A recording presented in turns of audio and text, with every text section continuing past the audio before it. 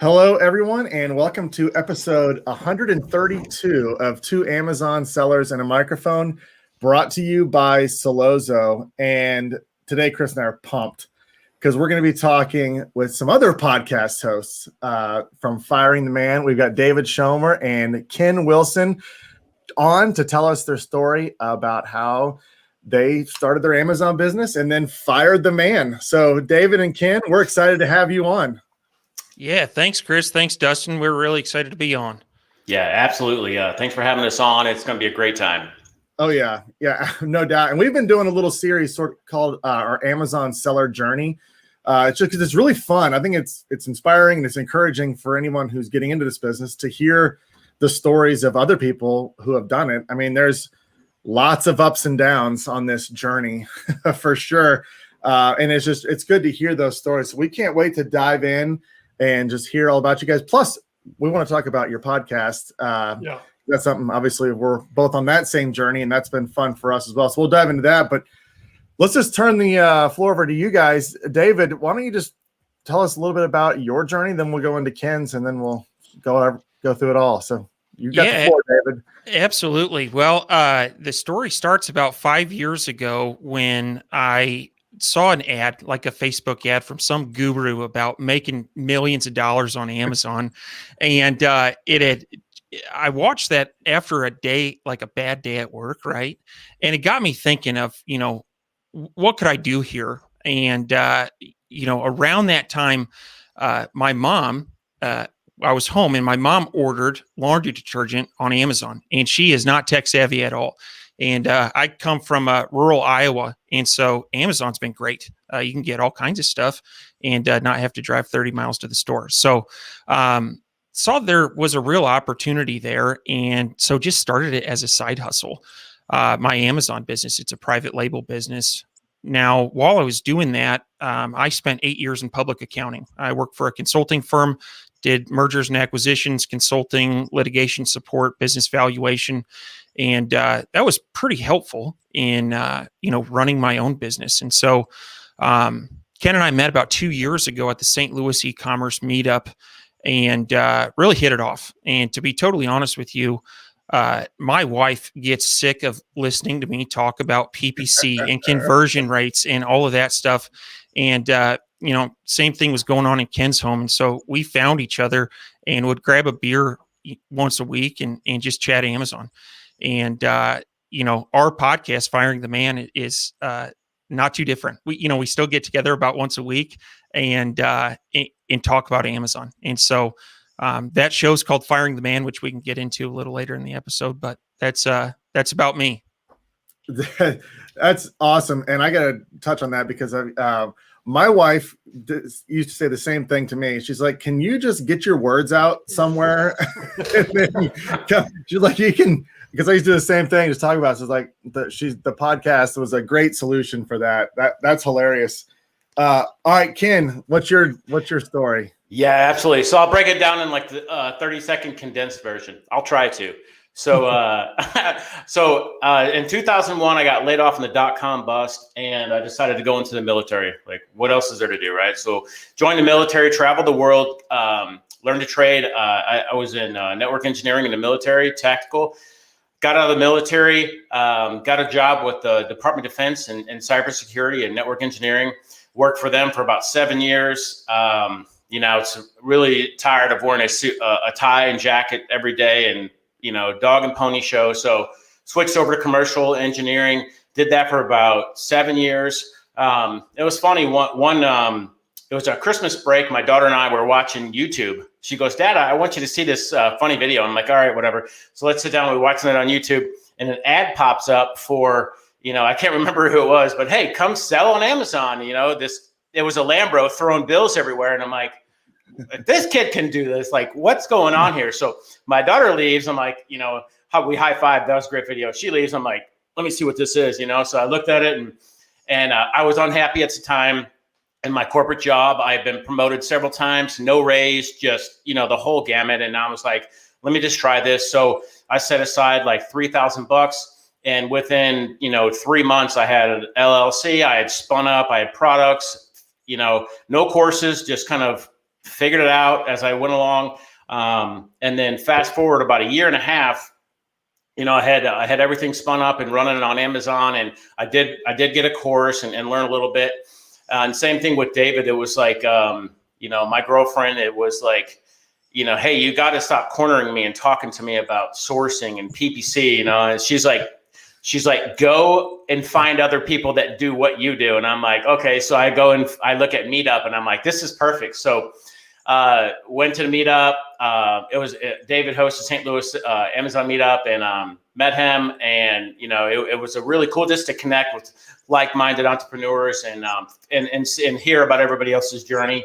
And then fast forward to now, David and I, we partnered up, started Firing the Man podcast, and then him and I, through our journey, we've fired the man, and here we are. This whole thing is like we talked about before, Dustin. It's kind of like you do this, and I like how you guys both saw ads, because that's kind of how I started too. Yeah. I saw something on YouTube. I was like, "What the heck is this all about?" And just jumped into it. But this whole journey is kind of like by yourself. You're doing it all by yourself, unless you do join a course. And at the time when I think both of us started, there was really there was a course, but I think we could all find the same information on YouTube. So backing up a little bit, David, do you still sell the same product that you sourced at the very beginning? Like, do you still have the same product that you very first got? So my first, no, I don't. The answer to that is no. And I'd be happy to go into that. My first product was a total bust, and I have 10,000 of them. All right. So, watched Jungle Scout video and got their Chrome extension. And it was about a week before Easter. And I had this result of candlestick holders. And if you imagine like a 6-inch candle, you're holding it in your hand. There's a little cardboard disc that fits around it so the wax doesn't get on your hand, just for kind of a mental image. And man, all things were pointing to this being the best product. And so what I didn't realize it was a week before Easter, and Catholic masses have a candlelight vigil. And so there was a huge spike in sales data, right? And, it wasn't a very popular product. And so I bought these things, got my images and listing all set up, and I think I may have sold like 10 packs, but it was a total bust. And, but shortly, jumped back on the horse and got into something in the pet supply industry. And that is something that I am still doing today. I'm still managing that brand. And Ken, what about you? Do you still sell the same product? So no, so a little bit different. So when I first started, we all hear these stories about, just going from nothing to success, but there's a really long road between A and B there.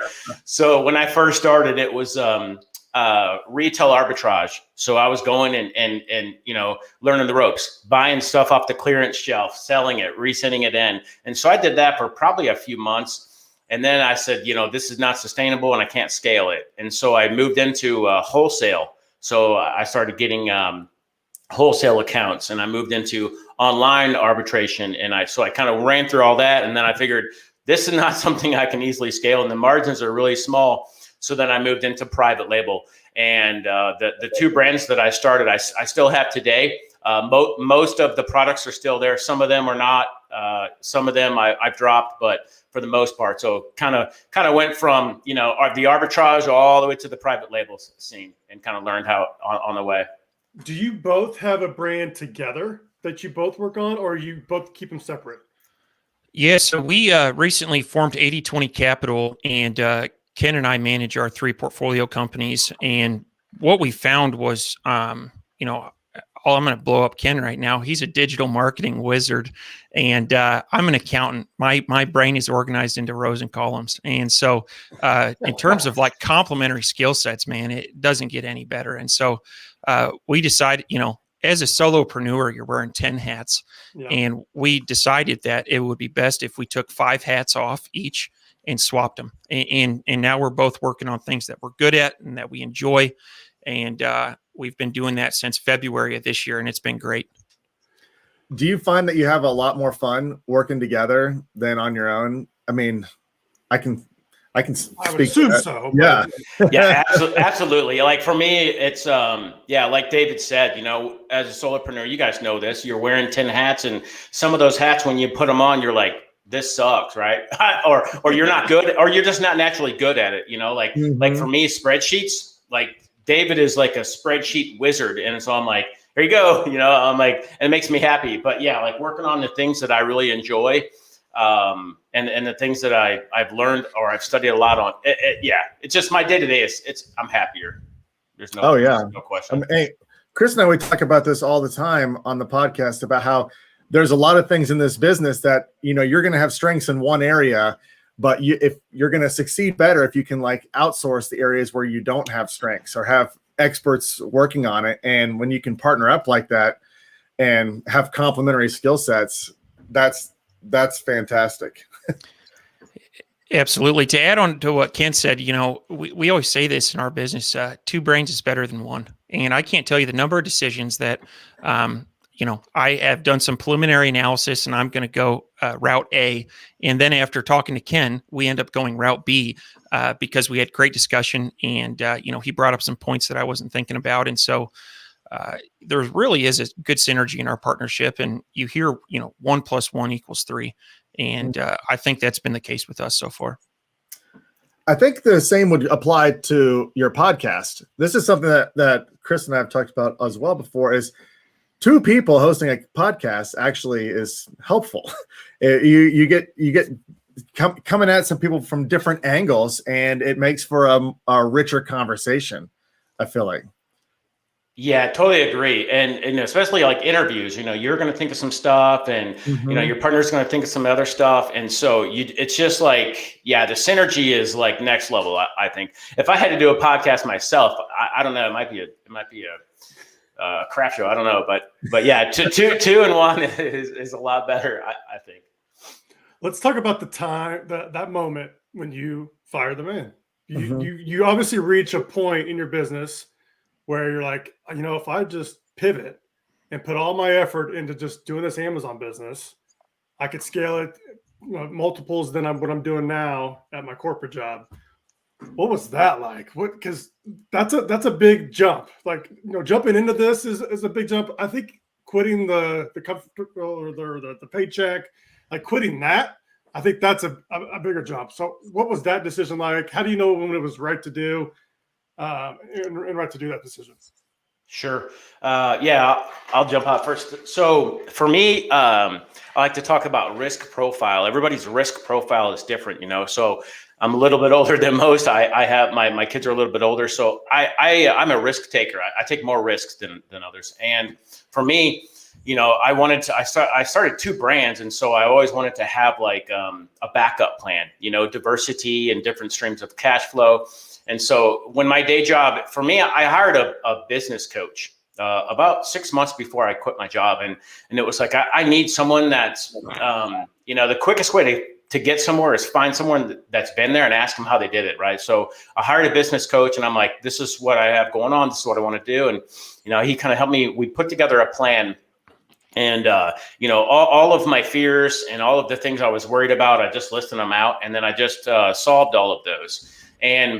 And I was like, I have to put a date on there. And I actually left my job 2 months earlier than that date because I had checked all these boxes. And he's like, you told me you were going to leave once you had all these boxes checked. And I'm like, so it was basically, I needed to make enough money to cover my bills, insurance, all these things that we have fears on and we worry about. I just solved all those. And then it was kind of funny. It was kind of ironic. I had been promoted just recently at my company and they're like, we're not going to give you any money with this, but, we're going to give you all these extra duties. And I was just like, like not today, not on my watch.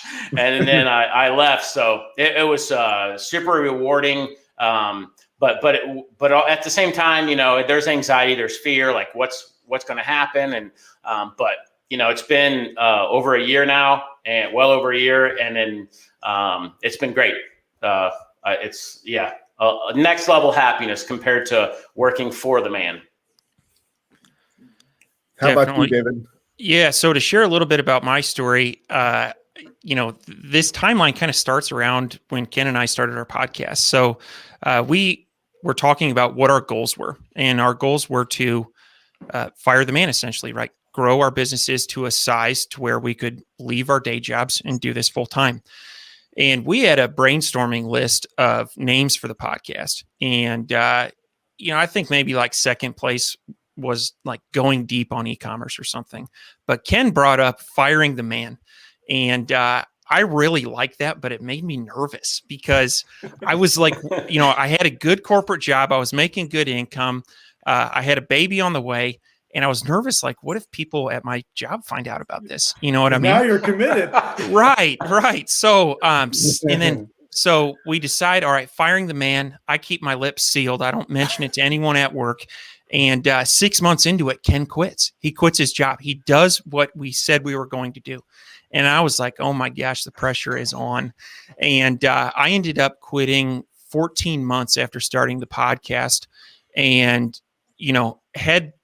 I think syncing up with Ken and kind of watching the process that he followed was really helpful. And one thing that I'm glad that I did was I set certain metrics and said, when I hit these metrics, I'm going to leave. And those were income based. They had to do with other streams of income. And I'm happy to go into those later. But, watching Ken do it first was really helpful. Now, my criteria before the podcast was I'm going to leave when the discomfort ends. And, I was nervous to leave my job. I liked my job. I was on track to be, on the partner track and was excelling in what I was doing, and I enjoyed it. I was learning a lot. And so, what I'll tell anybody that's thinking about this is the discomfort doesn't leave. Like up until the day that I left, I was still very uncomfortable. And in contrast to Ken, I am very risk averse. That's what attracted me to accounting. It was like, that's my background is accounting and finance. And it is got to be one of the most stable jobs out there.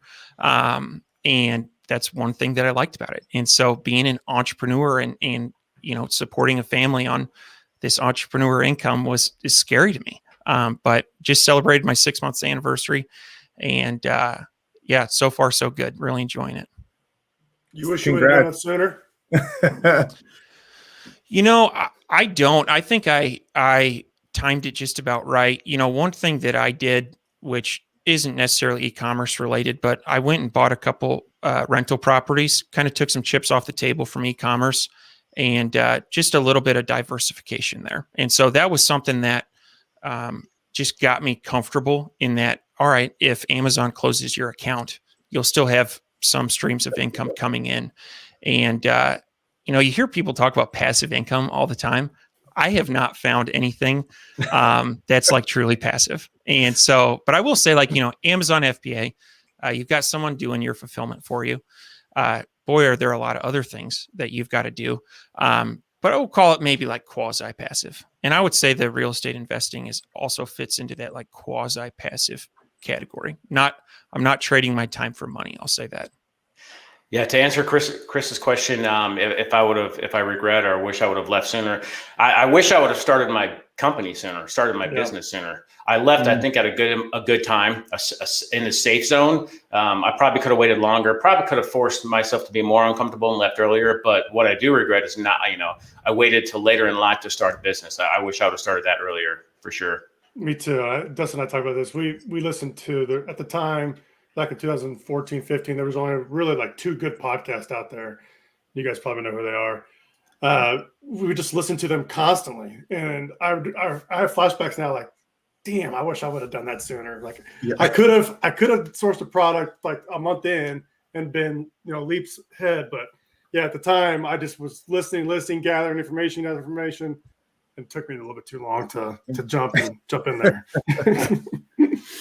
Well, to David's point about the fear of quitting, and then like what happens? What if this all falls apart? It's like, is it a big failure?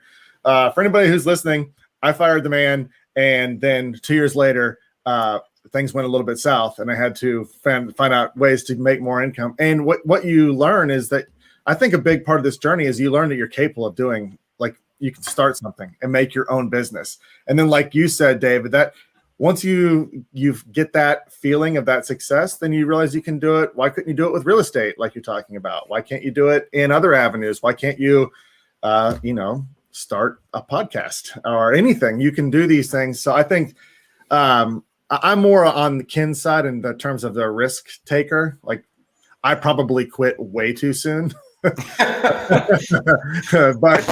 But it like there's no when you pull that trigger and you quit, you're all in. So it does laser focus you a little bit more, because I could have potentially had a permanent side hustle, but I had to quickly change that. So I think this it's fun to hear these stories. Yeah, for sure. Absolutely. Good. So one thing that I found and that I think is really, really impactful is for those who are watching the video, I have a sign right here: burn the boats. And whenever I can't remember who shared that with me. I wish I would give them a shout out, but burn the boats is basically conquistador, landed in South America, the one to take over the Mayans. And there was just a few hundred of them, and maybe there was 10,000 Mayans. And so the leader was like, hey, how can I get these guys to fight and win? And so burn the boats. There was no going back to Spain. You're here. You either conquer these people or what's left, right? Nothing. So I think when we, as humans, like you said, Dustin, you had to figure it out after a couple of years. Something went south, whatever. I think we give ourselves too much space. I think if we are harder on ourselves and we basically burn the boats, like, hey, you either need to, do it or fail, right? Or learn and keep doing it. But for me, I'm like, whenever I give myself no escape plan, then I'm going to execute. I'm like, oh, there's nothing else to do but win. And so I think I've pushed myself to do that every day. Like, there's no other escape. There's no backup plan. There's nothing. Just go forward and not look back. Yeah. I love that. I think it's all mindset. I mean, those decisions, like to quit and like burn the boats, like you're talking about. I mean, and just for me, I can't believe where I am now. I'm working for Solozo, which is a great company. I've got my own Amazon business, got the podcast. None of that would have happened if I would have stayed in the comfort lane that I was in. And I think a lot of times, that's important for people. Yet success is always on the other side of fear. So if you can get through that a little bit, you can see the end of it. So that's great. What year did you guys start your Amazon FBA? What year was that you guys started selling? I was in 2017. Okay. And I started in 2018. And then when did you guys start the podcast? I think it was January 1, 2020. Yeah, January 2020. 2020. It was that memorable time. That's fast. Yeah, that's awesome. Well, so let's talk about this now. Since you guys started the podcast and now you're working together, do you feel like that this networking, being out and about meeting people in this space, has really helped you take your businesses to the next level? Because I feel like that's the case for us for sure. Absolutely. I think e-commerce can be kind of a lonely profession unless you're proactive about meeting people. You can spend a ton of time behind your laptop screen and not talking to people. And so that was one of the reasons that I started the meetup in St. Louis. And it's great talking to other sellers and seeing what's going on. Ken and I just got back from the Prosper conference out in Las Vegas, and it was awesome. And I like to, have a list of Amazon sellers that are, doing about what I'm doing in terms of revenue. And when I run into problems, you can reach out and say, hey, for instance, what are you doing on inventory restrictions? They're killing me right now. And so, that's been super helpful. And what I'll say is, like, we're not all competing against each other. Very rarely, I don't think I've ever met anyone that's selling in the exact same category that I am. And so a rising tide lifts all ships. And it's been wonderful to connect with, people that I otherwise would not have connected with. Yeah, just to add on to what David said, I firmly believe in that. And some of the groups I'm involved in, some of the masterminds that I've been a part of have really leveled up my business. I've learned so much from that space, and just from surrounding myself with other like-minded entrepreneurs in the e-commerce space is leveled up my business for sure. How was Prosper? Chris and I are so upset we didn't go. We didn't make it. But how was it? It was awesome. It was awesome. It was good to shake hands and pass out business cards. It felt like the old days. And so it was a really good show. I'll definitely be going back. Yeah, it was massive. I think there was, I haven't butchered the number. It was a couple thousand sellers there. So it was, it had a lot of breakouts. They had a lot of good topics. And I think more so, it was my first conference since I don't know what to say post COVID, but my first conference, live conference, and just going and being around other humans and seeing it, e-commerce thriving, and yeah, it was a great time. It's energizing, and it inspires you to keep going. I know for a fact, not networking enough early on when I started was a huge mistake. I think I could have really ramped up a lot faster, because when you don't do that, you start, like we talked about before, you start kind of ignoring or not doing the things that you're not good at, and you really focus on the things that you're good at, and you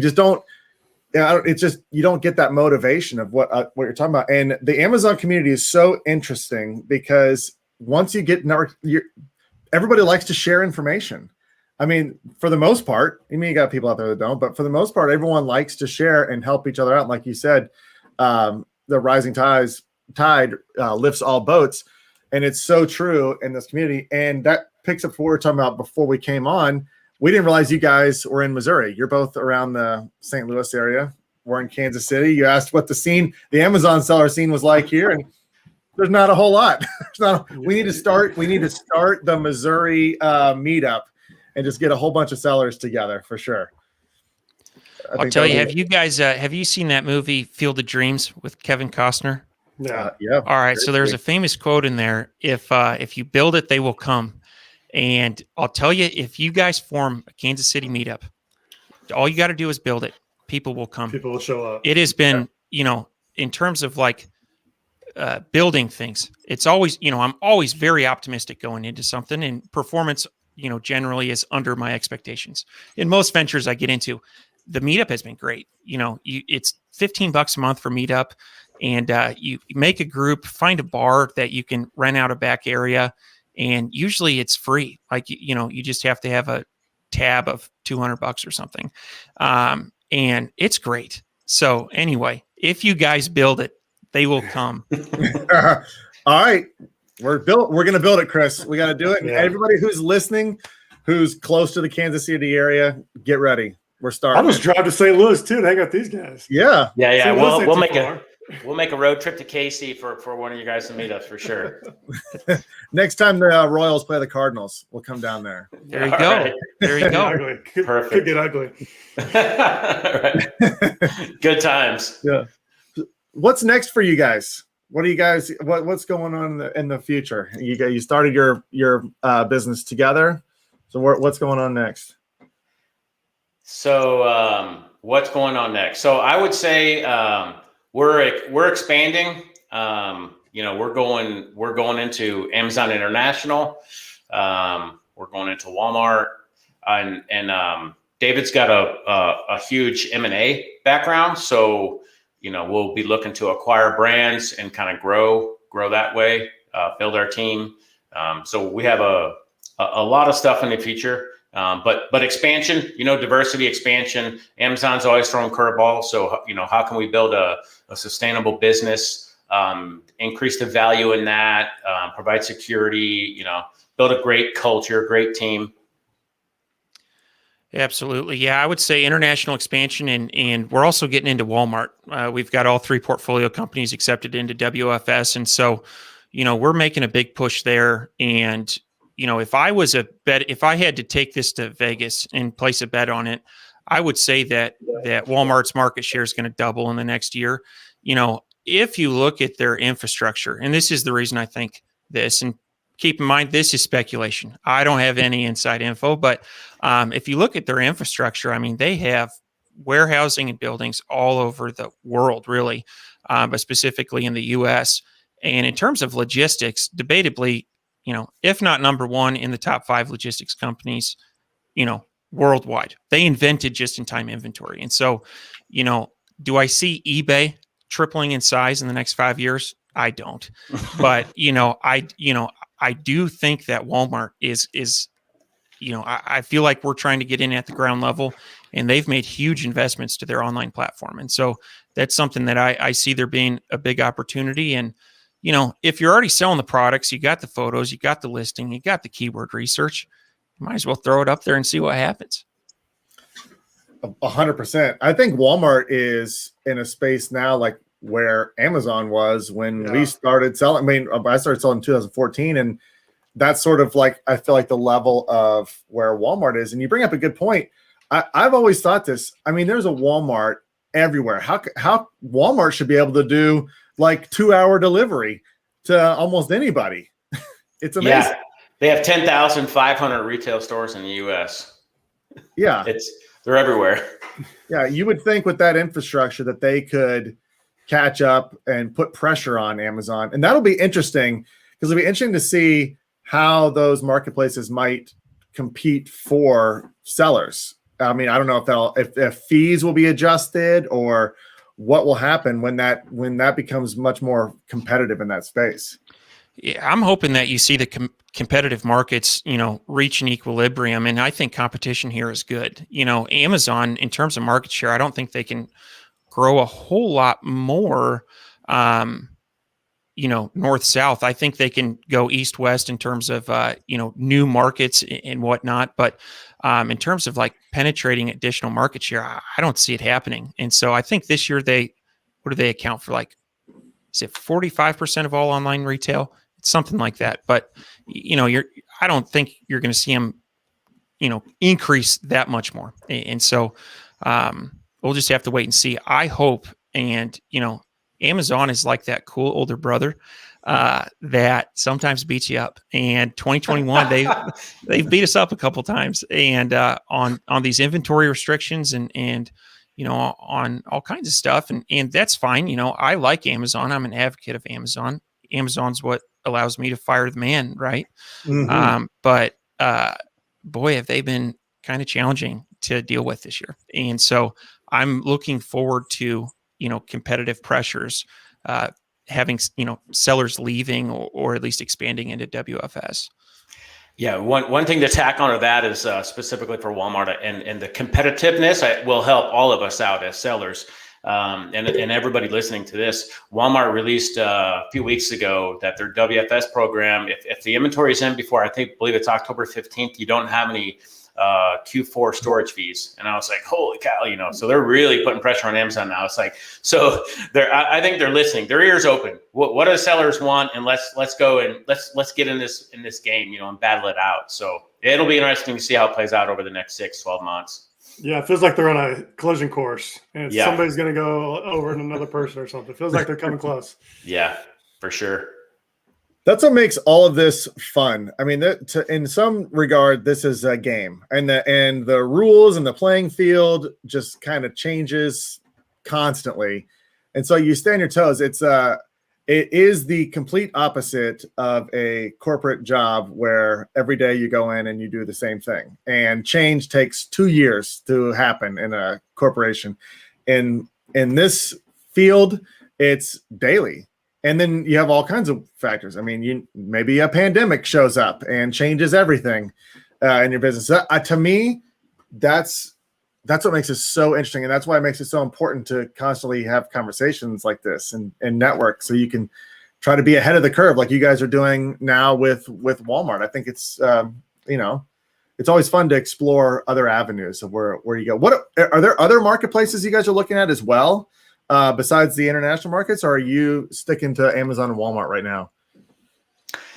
So there are other marketplaces. We don't have an eye on them right now. We're just we're keeping an eye on them, but we don't have any compass is not pointed in that direction. Amazon International, just for the simple fact that it's basically the same marketplace. You just like flip a couple levers and you're already there selling, right? It's the low hanging fruit. If you're looking at 80% of where it is, that's it. And then Walmart is the long-term play.